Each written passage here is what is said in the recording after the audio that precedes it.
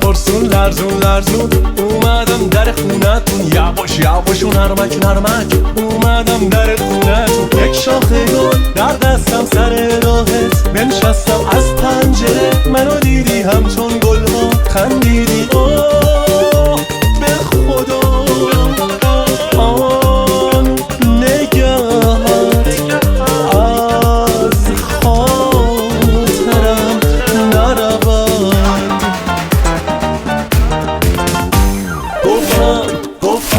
گفتم به خدا قهر گناهه، دل منتظر چشم راهه.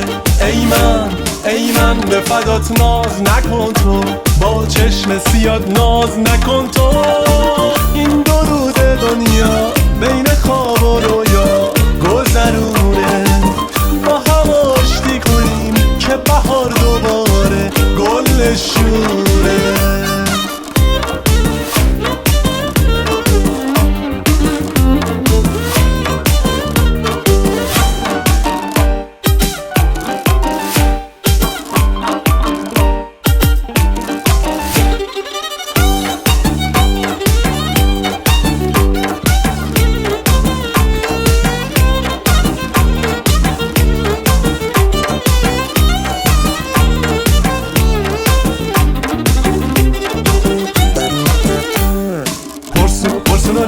لرزون اومدم در خونتون، یواش یواش و نرمک نرمک اومدم در خونتون. یک شاخه گل در دستم سر راهت بنشستم، از پنجره منو دیدیم چون گلها خندیدی. اوه به خدا آن نگهت از خاطرم نرود.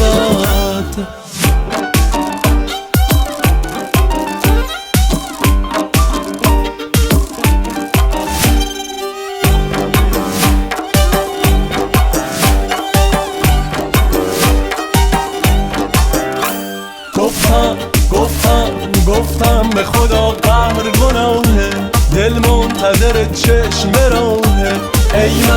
ای من به فدات ناز نکن تو، با چشم سیاد ناز نکن تو.